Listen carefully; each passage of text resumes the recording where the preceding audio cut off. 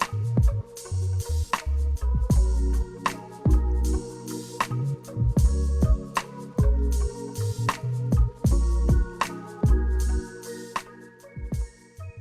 everyone. I'm so excited to see everybody today. Welcome to our event with the Riveter and Procter & Gamble Ventures.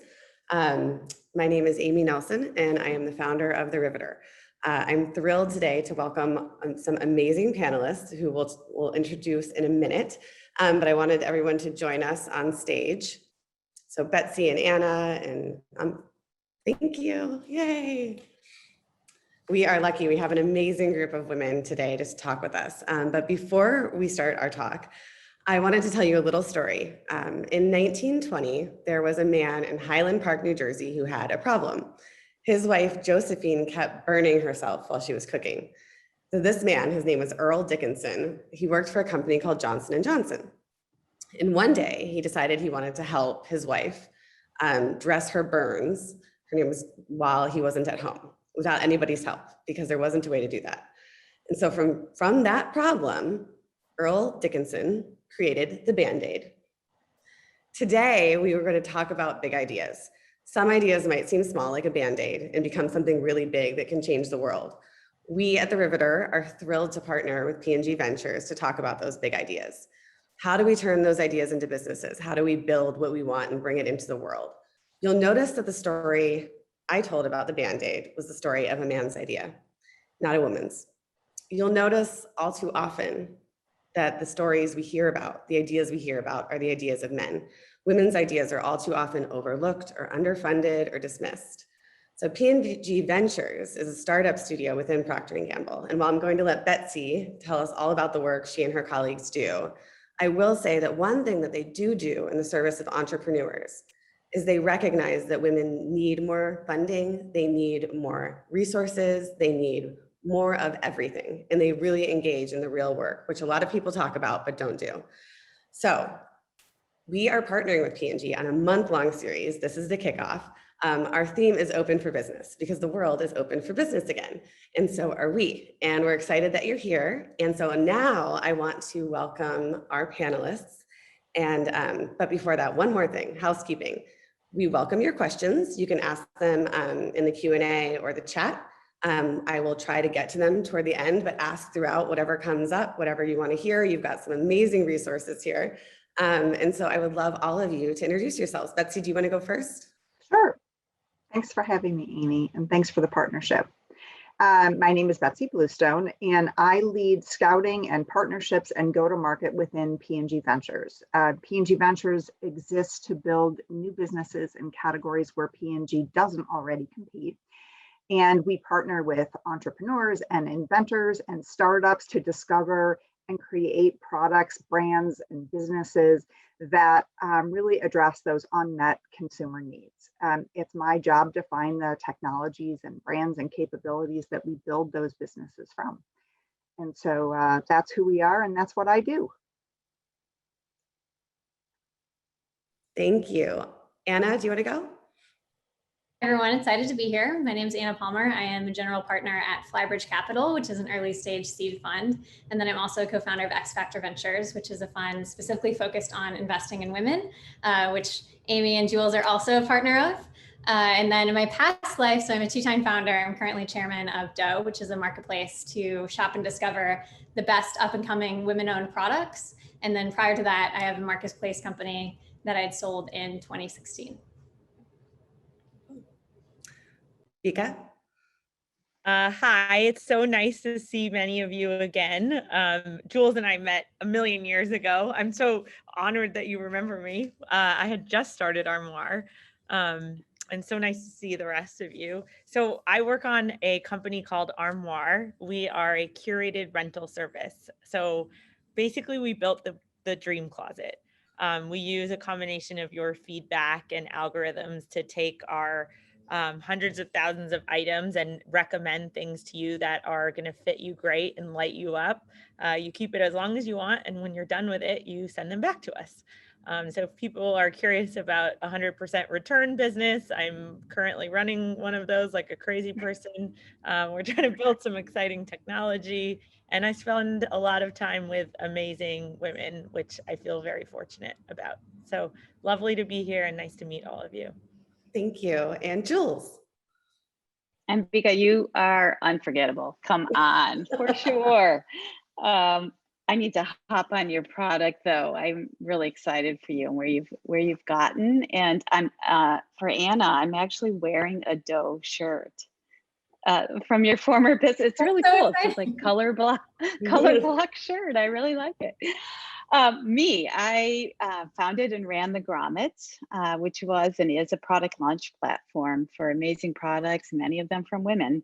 And we launched products like Fitbit, SodaStream, Swell, water bottles, some CPG, a little bit of Betsy's categories, although Betsy's going in all kinds of categories. So some of the things we did might have suited when I wouldn't have understood that at the time. I sold the business to Ace Hardware. I left just about a year ago. And I am a partner with Anna and Amy and XFactor Ventures, and we only invest in diverse founding teams. So it's great to be here hearing about or being exposed to people, some cool ideas now or in the future. And I am serving on boards, nonprofit and corporate boards.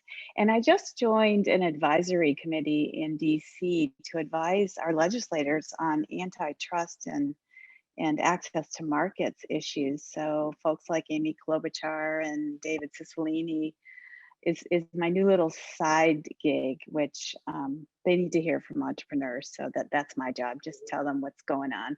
That is amazing. You have somehow remained incredibly busy post selling your company and leaving, which is amazing. I goof off a lot too, though, to be fair, I do. I earned it, baby. It's a good part of life too. Thank you. Again, we have such an incredible group of women with so much experience. So I'm really excited for this conversation. So where I wanted to start is with a big idea. So all of you as founders or investors have seen or talked about big ideas. And we often have the chance to read the story of how like a big idea became a big business. But I'd love to hear from your memory of how an idea of one of the companies you've built or one of the companies you've invested in came to you, like what you remember about hearing that big idea and why you thought it had legs and what was interesting about it.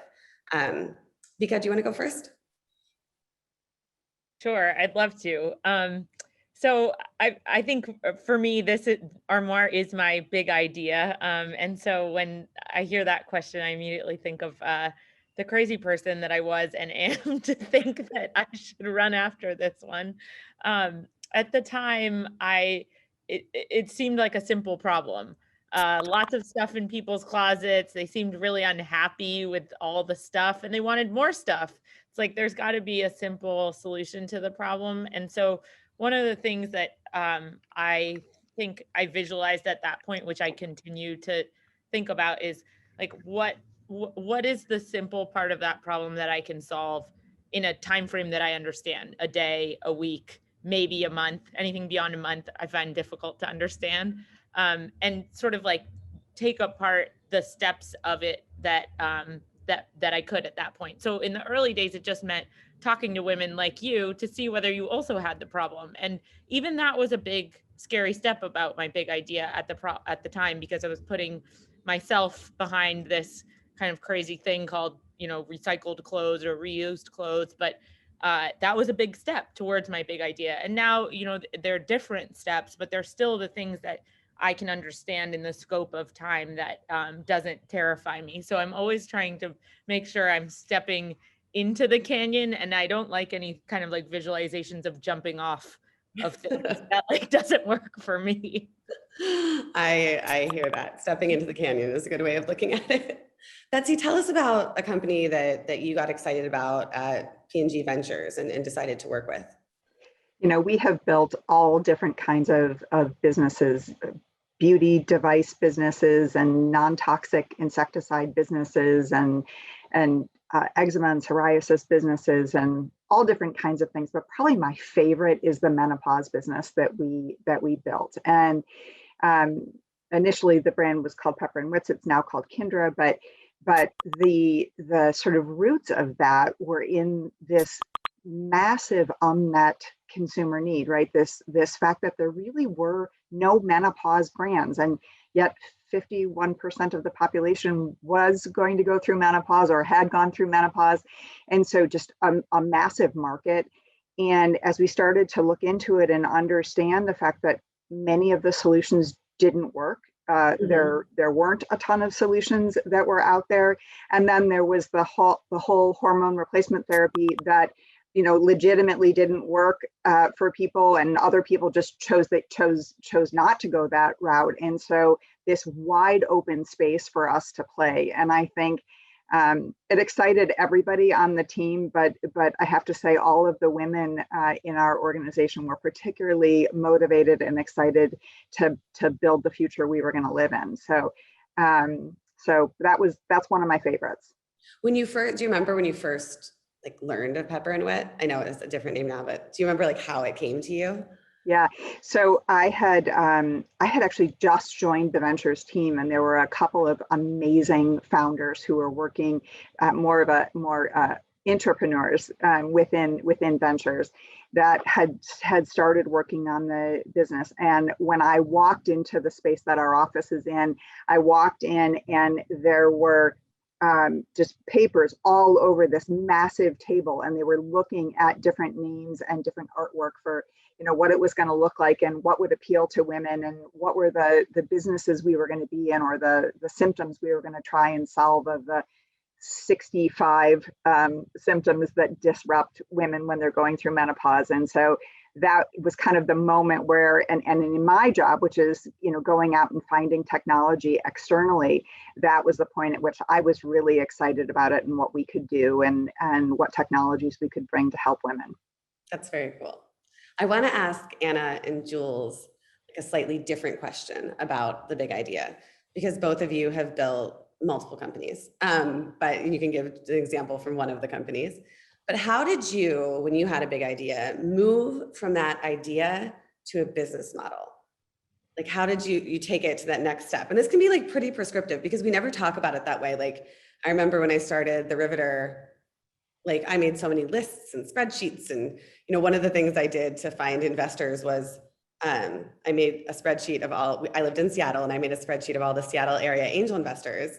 And then I went on LinkedIn and found if I had connections to those investors. And then if I had a connection, I would reach out to the middle connection and ask them for coffee. It's a very methodical thing. But I would love to hear from each of you. And Jules, why don't you go first about how you took that step from an idea to a business model? It's such a good question, because there is sort of, I don't know, back to Ambika's jumping off a cliff. There is this sense that you have to jump off a cliff, and that's not how I experienced it. It was baby steps. So for me, I'll talk about the grommet, because to be fair, that's the business that I'm most centrally, can claim founding.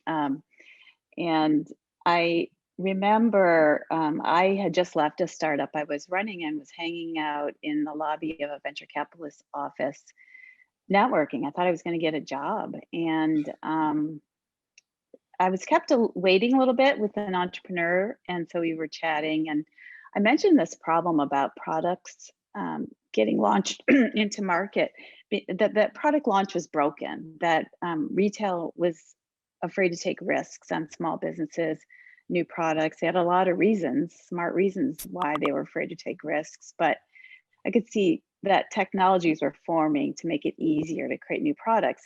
So I sort of just described that to the person as oh, this is too bad. This shouldn't be this way. And he said, well, you should do that. And I'm a pretty confident person, but I found that moment of this guy who looked like a credible entrepreneur telling me you should do that was pretty meaningful for me. And so that weekend, I drew a picture of the business, the cultural and technological trends that would enable it. I'm an industrial designer, so I do start with pictures. It was sort of a cloud, a bunch of clouds. but like, oh, a product launch platform with really modern media. I don't know if I use those words, but that's kind of what I was thinking. Products with values, products that we tell the stories. We'd go after underrepresented entrepreneurs and all this stuff. I put it in a picture, and then because I am an MBA, the next day I did run a spreadsheet. I was solving for just one thing. If you're going to work, I want a $100 million revenue business, and if you're going to work with small producers, they have capital and inventory constraints. So I knew I couldn't like run with like big hits. It had to work with relatively small runs. And I knew what that was from my time working at CADS, like how many units is a small run. So basically my spreadsheet solved for that. The answer came out pretty well. Next couple of things I did were go to a trade show at MIT, like a consumer kind of gift show. And I went to like the most Neanderthal sort of, the person had the least scalable product there. She like made double dipped scarves in her basement with like vats. And I asked her, you know, kind of what volume would kill you? Basically, like you could not take that order. And the answer was good. It was below my like average, but it was much more than I thought. So they were like these little steps. There are many more little steps. I wrote a blog post that says, when will this business be real? Because there is a line you cross when it's real, but these are the ones that I was taking before maybe it was real. But they really did get me on the path. That's it's a great experience to walk through that with you, because I think you're right. I think a lot of people think like it's this snap your fingers, you know, and like then all of a sudden you're the CEO of your startup, but it is a lot of small steps that get to a big thing. The most emotionally satisfying part, though, I'll shut up here, but I went to a conference, and one of my first like conferences where I was in this seat, and I put like Jules Pieri, CEO of the Grommet, Daily Grommet, on my name tag, and I had never done that in public. And like everybody just like shakes your hand and says, "Oh, you're CEO of this business." The world gives you the job like immediately. You don't give it to yourself. That's harder. It's a really good point. Anna, what about you? Of that. So I'll talk about Dough, which is my most recent one, and how that business model came about. So the original big idea for Dough is that through XFactor, we were seeing all these amazing women-owned companies who were kind of having the same narrative, which is I'm going out to investors and they're telling me to come back when I have traction, but I need money to get the traction. What do I do? Right. And coming from a background of previously founding a marketplace and seeing what Jules had done with the Grommet, the aha moment was, well, this is silly. Rather than having 100 different women spending a ton of money on customer acquisition, why don't we put them all in one marketplace? We can spend the money on customer acquisition and then link those women with potential customers and make those products reach market much faster.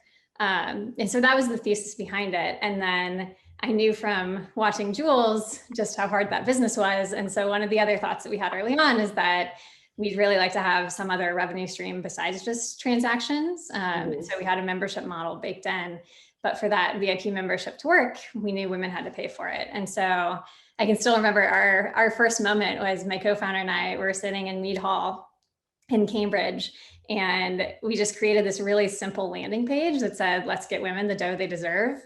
I think it had a donut on it or something ridiculous, and shared that out with our network. And all of a sudden we had thousands of women that had signed up with just the simple idea of let's support and buy women-owned products. And then from there we said, all right, well, that's great, but we need to make sure they'll actually do something.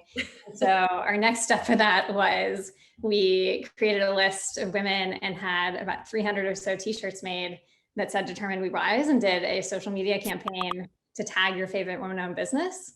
And watching those come out and people saying, you know, hey, you should try this product and that product. I think Ambika, your product actually, and Armoire got tagged in that multiple times because people love it.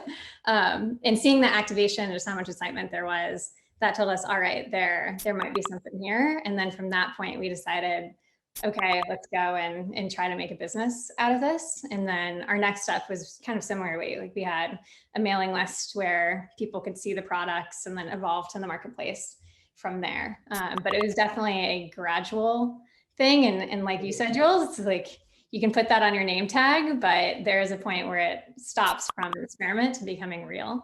And that kind of happens in a gradual transition. That's also an amazing perspective. Thank you.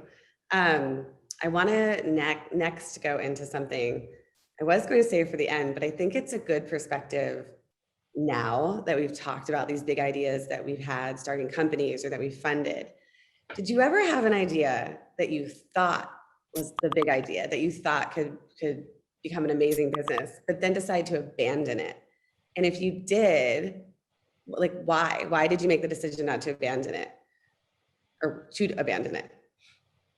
Betsy, do you want to jump into this one? Sure.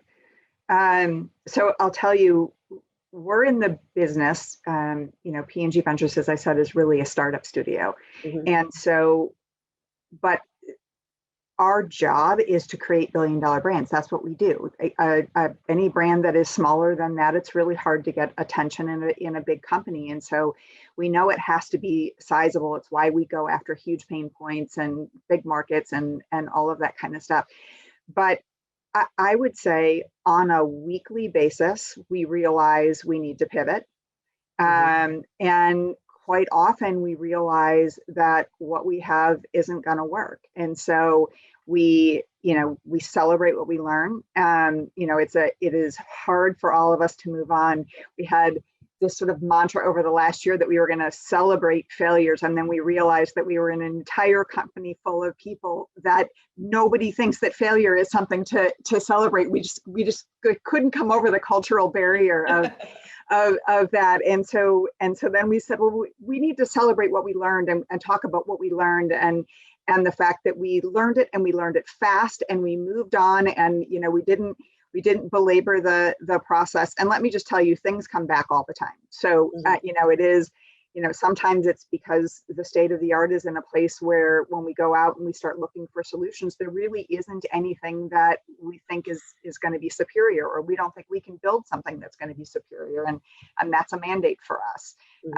It's got to be something that people are willing to pay for, and it has to be the best. And so sometimes we'll move on because we just can't figure that out. And then probably, 6 months or a year or 5 years later, things change. And so we're really open. The jobs themselves, the pain points themselves are huge.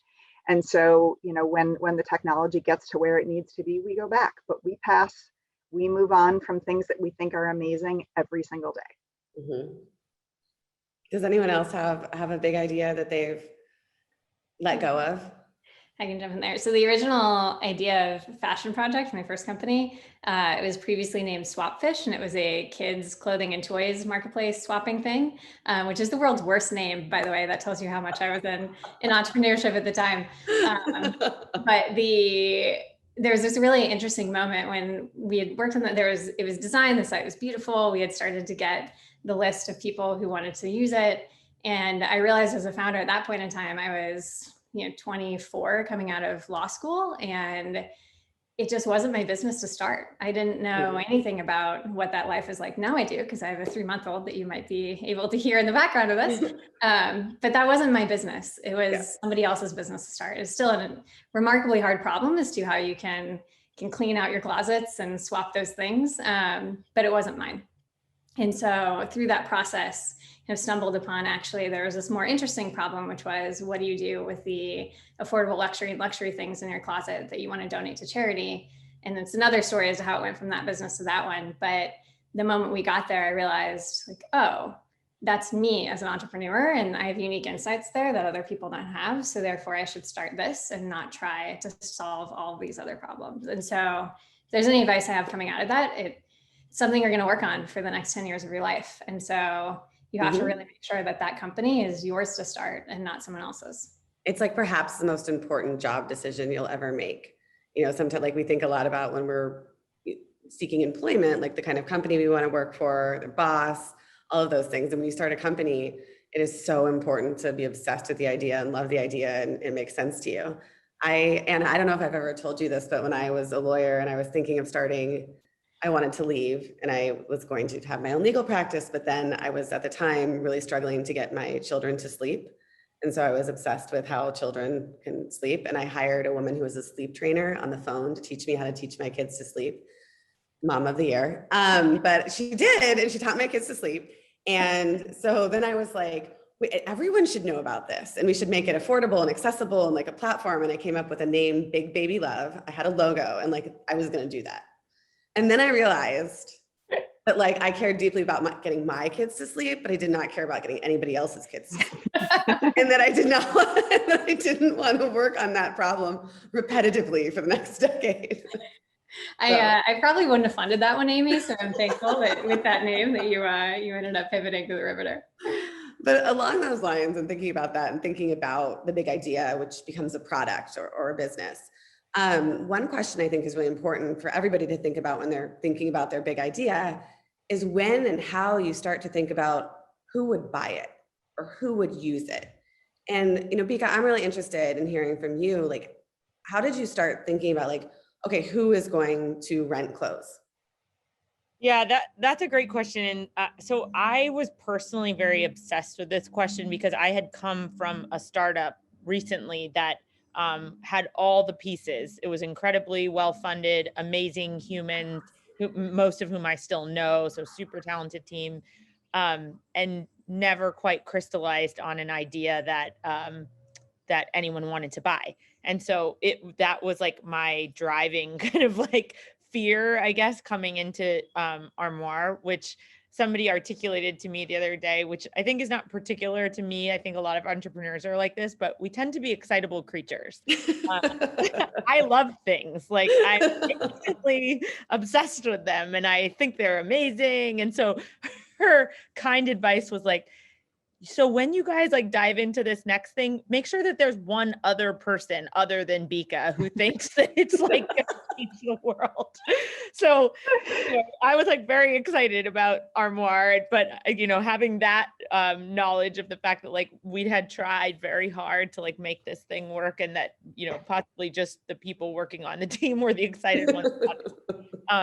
I was obsessed with selling it, and so I sold it to anyone and everyone who would listen to me. So you still do that, which is great. Do that. It's true. So like Uber and Lyft pooling had just come out. So I would take pools like on purpose and like hope that whomever was pooling with me was like somewhere close to the demographic. And then I'd be like, hey, and I was always wearing something like I'm wearing this kind of like crazy blue gown right now. So I like made sure I was wearing something like slightly outrageous so that the person would comment on, sort of what's wrong with you type stuff. And that was my in, and then, try to sell it. And I sold close to $10,000 worth of Armoire on Venmo before I ever had anything that looked like a website. And the promise of Armoire has always been like deeply in this sort of like technology with the algorithm and all this stuff. And so I think that my poor tech team is like, Bika, you were worried about selling it. Like the technology was just like, oh, this will just work itself out. And I kind of just like believed that if someone wanted to buy it, we could figure out how to build it. But that was my main concern. Well, you've both found buyers and you've figured out how to build it as a long satisfied customer. It's funny. I think we're all cut from the same cloth. I wrote a recommendation last week where I said there was a moderate chance that we would get approval on it. And the whole R&D team was so excited that I actually wrote moderate because I'm not moderate. I don't talk in moderate. And they were like, that was so controlled. That was great. So yeah, easily excitable. Easily excitable, I think is right. Jules, did you think about with the grommet, like who would use it and how you would tell them about it and those pieces? Yeah, I'd say that was pretty straightforward. What I expected was more or less true. It was going to be a busy person, likely a woman who had a lot of relationships and responsibilities. So 35 plus, probably had children. She was buying for household herself, gifts. That was pretty. It's you, Amy. Basically, I had a picture of you on my wall, and I didn't crack the sleep thing. Darn it! But yeah, it was you. It turned out more men participated and became great customers than I expected. I underestimated some guys are just real product geeks, and there are grandpas who want to be really the cool grandpa. So I didn't see these pockets of customers that weren't like me. So, but I was pretty much designing for people like you and me. I love that you had a customer persona of the cool grandpa. Yeah. Well, grandparents buy 37% of the gifts in the world. There's a business opportunity there in general.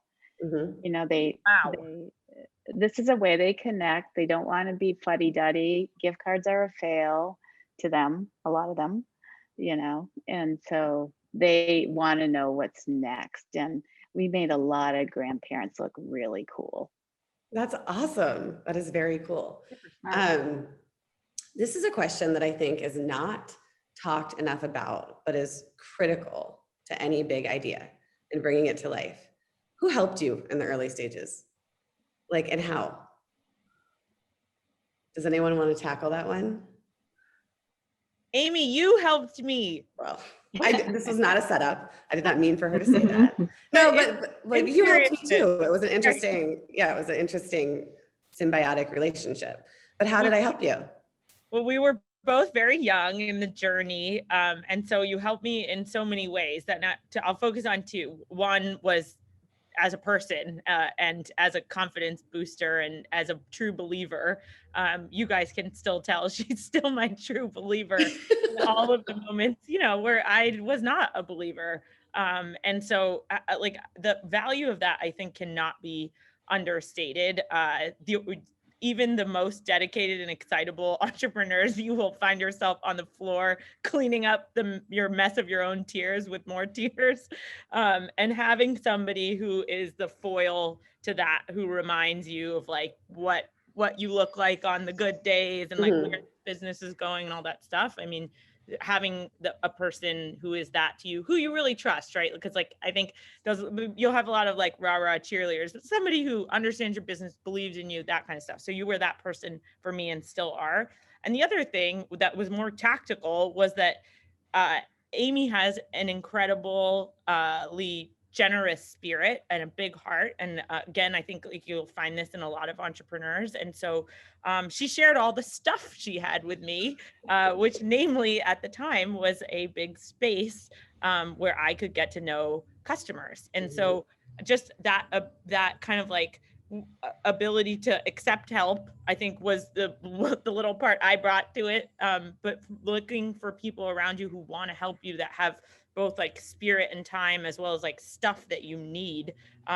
Take it with an open heart and then give it back where you can to that person, or pay it forward to the people who come after you. Mm-hmm. Betsy, I think it's incredibly, sorry. Go ahead, Jules, go ahead. I think it's also incredibly important to get out of your comfort zone in that quest, because your number one skill as an entrepreneur is going to be who you can get to help you. And you can't possibly know all the people that you need to know.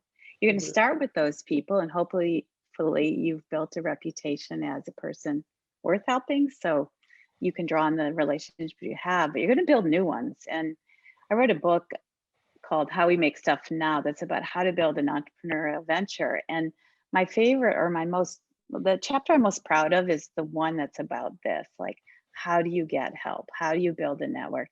I became very tactical in the book because I've learned the hard way, or just through a lot of practice, how to get strangers or experts to help you. And it's an amateur mistake to sort of think. I've seen this at the time I met you, Ambika, when I was at Harvard Business School. I was an entrepreneur in residence, counseling students and teams with their businesses. And an amateur mistake that some of them made, not many, was thinking their idea was so precious that if they talked to someone about it, they'd steal it. And let me tell you, like, nobody like throws over their life for someone else's idea. And that's what it takes, right? Like, yes, there's a 1% chance that you'll meet a bad actor who has the capability, freedom, capital to take over your idea.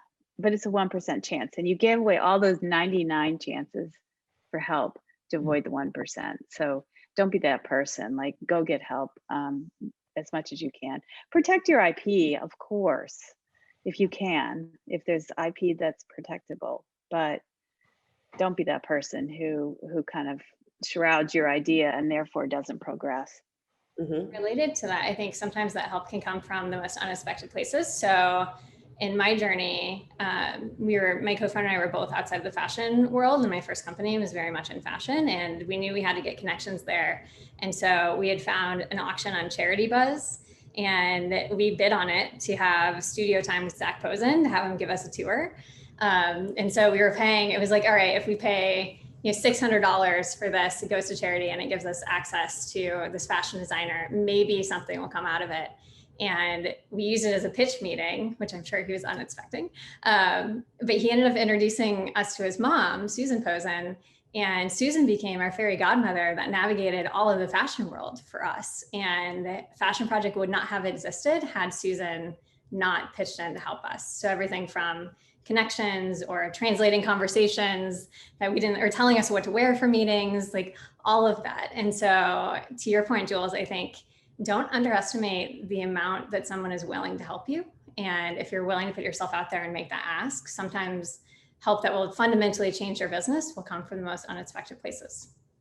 I think that's so true, that it comes from those unexpected places. You said you had a fairy godmother at your company. I ended up with a fairy godfather at the Riveter who stopped by our first location to ask if I would speak to his University of Washington entrepreneurship class. And at the time I was like, I'm starting a business. I don't really have time to do this. But I said yes to the meeting, and I had no idea who he was. And I shamefully did not Google him, which I usually try to do before I meet someone. But we sat down and we started talking, and it turns out he'd been a venture capital investor for 20 years. He'd been really early at Microsoft. And he was incredible. And ultimately, his name's John Zagula. Ultimately, he ended up investing in my company. He taught me how to raise money because I might have thought I knew, but I had no idea. And he was the first person to say to me, like, your deck is horrible. I'm going to teach you how to do a deck, which somebody has to teach you how to do that. And then he served on my board for a long time. And really, the Riveter would not have existed if it weren't for him. And he's not somebody I knew when I started the company. To Jules' earlier point, he was a new relationship. And those people can become critical to what you're building. So. Yeah, I think everybody, has that moment where they realize that, there's all of these people who are willing to turn back and pull you up. I mean, so few people say no when you ask for help. Truly, truly, so few people say no. And whether that's in corporate America or in the startup ecosystem or in academia, I feel like people are genuinely and generally pretty generous. So, I think having the just strength to ask for help, even when you don't want to, and you think that it maybe makes you seem like less or whatever. And you're so right. You then have the opportunity to give back, right? You have the opportunity to do it for somebody else, and you learn what a good advocate looks like, so that you can be a better advocate yourself. So it's just a great virtuous cycle. That's amazing, and a very good point. Speaking of generosity, a lot of, I think actually everyone here has done angel investing or has done venture investing. And I think it's really helpful to anybody who's thinking about whether to run with their big idea to hear from people like you about what you ask people who bring you their big ideas. Like, what are you asking these potential founders or current founders who come to you and say, I've got this great idea, I would like you to invest. Like, what are you asking them about their idea? Betsy, do you want to go first? Sure. Yeah. I mean, we're really looking for solutions that are differentiated, right? We want things that are unique, that are not easy to follow on. So, kind of what's your path to a good moat and the size of market and all of that kind of stuff. But I literally talk to people all day long, some, that are working in the spaces that we're interested in building in, which back to the point of, the futility of keeping secrets. I mean, you can go on our website and see every space that we are working in. It is so, not typical of a corporation to, call out, hey, we're working in menopause. Hey, we're working in incontinence. Hey, we're working in this space and that space. And we have been really, really transparent about that.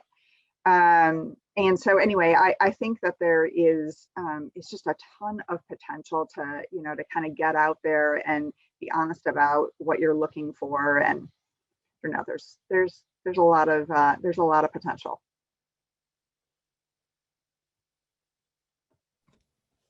So on the venture side, I mean, we ask all of your standard questions about the business that you'd expect. What does the financial model look like? Tell us about your revenue. How are you going to get customers? All of that. But I think the question that I like asking most is, if everything goes right, which it never does in entrepreneurship, everything is going to go wrong. But if everything went right, you fast forward 10 years from now, what does the world look like with your company in it? And to hear how they answer that and the picture that they paint, I think tells you a lot about both what their motivation is and then what truly are they going after as far as market size and vision and all of those things. And so that's kind of my benchmark that I use. And then I drop back from there and ask all of the other in the details questions. I love that, that kind of what's next after next. So you're talking to me about this, where does it go next? Where does it go next? Where does it go next? Right. And that's sometimes how you get to the biggest ideas, into getting into those conversations about, okay, like this is the first play, the first bet, what comes next? Mm-hmm. So we have a lot of conversations like that. I had an experience that relates to that yesterday. I was interviewing for a potential board position. And I'll be honest, I went into it, not that into it, what I knew of the business.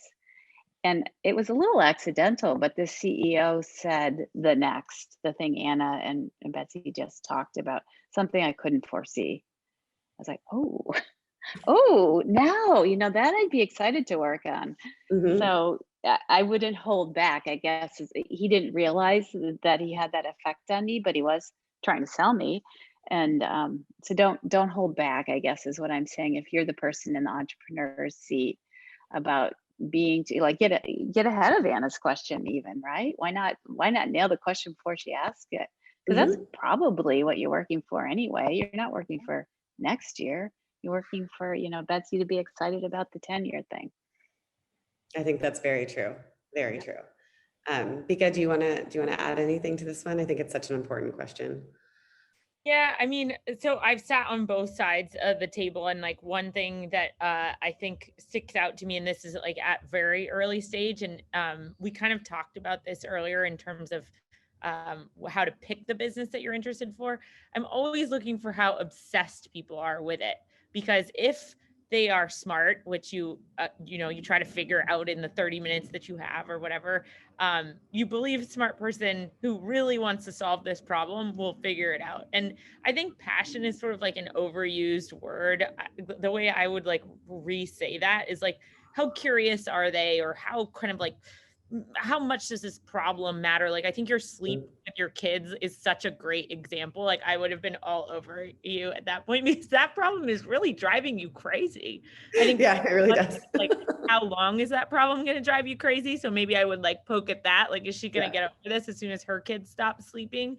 But if it's something where it's like, this is really bothering this person, she's probably going to figure this out. And I want to be involved in that journey. Yeah. That's a really good way of looking at it. We only have a tag on that a little bit, just for a plug for the introverts in the group, because I find when I talk to people who are aspiring entrepreneurs, they have a misperception that they need to be like, larger than life, and that personality is what's required. And it's more what Bika said, like the credible commitment, knowledge, unfair attachment, advantage with that idea. So your introvert personality, if it's a little quieter, a little more thoughtful, no problem. It actually inspires confidence quite often. That's great. I think that is very true. I think you can be an introvert or an extrovert and be a founder if you're obsessed with your idea. It's all about substance. Sorry? It's all about substance. Mm-hmm. Yep. Oh, so much. So many gems in this conversation. I want to see if we have any questions in 1 minute, but I wanted to ask you all one last question, because it's something I'm actually curious about. And I think that people think about this a lot, and I wonder if we should. When you came up with your big idea and you set out to build a business, or set out to work to help grow a business and startup studio. Did you think about competitors? Did you think about who else is doing in the space? Did you worry about them? Did you worry about a competitor coming out of nowhere a year from after you started? Or did you just kind of build your own thing and not think about others?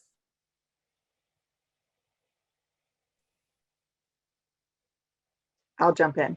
I mean, from our perspective, it takes a little while to get to $1 billion brand. So having an eye on the competitive landscape and how far ahead are you? What's your special sauce or your IP or whatever it is? And is it gonna see you through to the point where you really get a foothold on the market?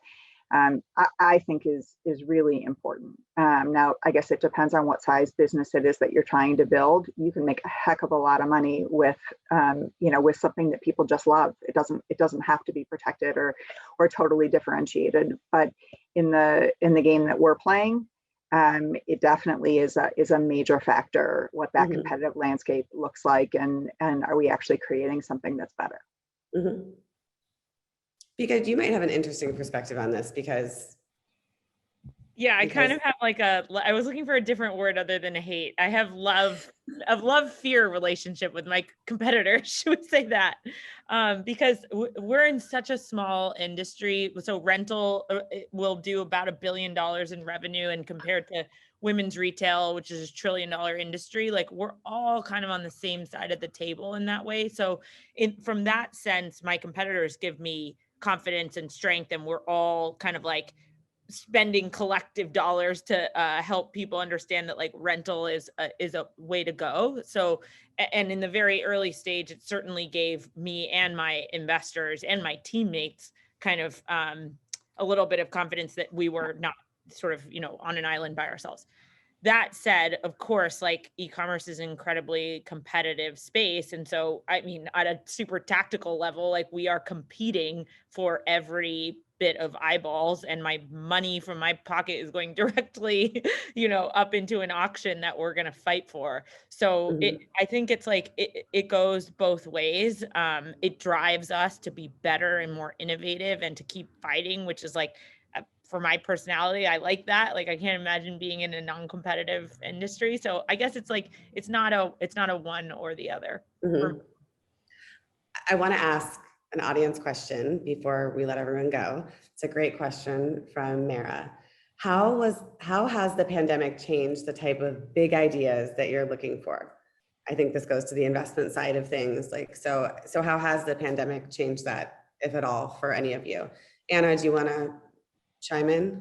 Sure. I'm not so sure that it's changed dramatically what type of ideas that we're looking for, although there are categories that have definitely expanded over COVID.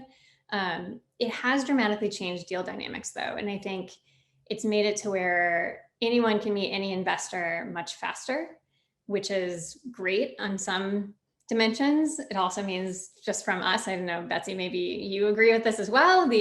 Our jobs got much harder because now we're having to move much faster. But it's definitely changed that, because as everything went virtual, people got comfortable investing in people that didn't necessarily come by their office or hang out with them in person. And so I think it's going to be interesting to see also how that changes dynamics, gender, where people are putting their dollars once that's been opened up a little bit more than what it used to be. Betsy or Jules? The one thing I would highlight is less at the earliest stages of a business, but COVID fueled a lot of businesses in ways that aren't necessarily going to be sustained. So back to that board interview I had yesterday, I was a little worried that their revenues doubled last year from, well, almost doubled, 64 to $100 million, this particular business. But there's a COVID factor there, and I don't know how to assess that. So people don't want to pay, investors don't want to pay a COVID premium. And it's pretty hard to strip it out without okay, give me another quarter, give me another couple quarters. This quarter right now is really important, right? As things get normal. And really next quarter is what I really mean for just knowing what to pay for an investment and whether it's sustainable. Betsy, do you want to? Yeah, I mean, I think one of my very favorite silver linings from COVID is about access. And I think about, oftentimes things like this, existed for an audience. If you could get in the door, you got to see it. And in this case, anybody can join. And I think that's very much, as I think about the number of people who would pitch to me and to my team, in a month, probably tripled. So, we're not necessarily looking for anything that different. I think in a lot of ways, the trends and the movements that we identified and the things that we were going after pre-COVID, in a lot of ways just became, more heightened, more intense, more interesting over the last, call it 15, 16 months. But what is different is the amount of people that we were able to see who were building things in those spaces. And I think that, I hope that that's one of the things that sticks around. That's amazing. We're almost out of time, but I want to do a quick ending so that we can all stay connected. The panelists, the attendees, everybody. First, please join us for the next part of our series, which will be next Thursday. Next Wednesday because of the next Thursday. I'm sorry, my brain's not working. Next Thursday. And we will be on Clubhouse, which is really exciting. So we'll email all of you with the details. We're joining the amazing Women Founders Club on Clubhouse, which is incredible, with Liana Fricker and her co-founder. So we're thrilled, and we're taking it up another level and talking about scaling, going from the big idea to scaling. And then before we go, I would like for all of our panelists to give us a way to reach you or follow you. I'm sure a lot of our attendees would love to talk with XFactor, talk with P&G Ventures, buy Armoire, all the things like that. So if you could give us a way to reach you, I would really appreciate that for all of our attendees. I'll jump in. I'm super easy. Sorry, my name is my handle, if you will, on all the social platforms. It is Jules Pieri. And I do pay attention to messages on LinkedIn. So that's another way to get at me. Same for me. Best way to reach me is Betsy Bluestone on LinkedIn. Yeah, I also pay attention to LinkedIn, and then Anna B. Palmer is my handle. I am findable on all the channels, and I dropped the Armoire link and my handle in the chat. So I hope to hear from you guys. And we would love for you to join us for the Riveter's new newsletter. If you're not subscribed, you can sign up at theriveter.co. And I am at Amy K. Nelson on all of my platforms, and I read my messages everywhere. But I want to thank P&G Ventures again and Betsy for joining the Riveter on this. I want to thank our panelists for your time, your wisdom. We had some really great quotables that I'm going to share across the internet because they're pretty amazing. Jules, what you said about the world giving you the title as CEO is like that. It was really profound. It's pretty amazing. But this was so fun. This is the first time I've gotten to gather for a digital event like this in quite a while. I'm really looking forward to in real life events and humans and hugging. So hopefully we will all join together again soon. And thank you. Thank you.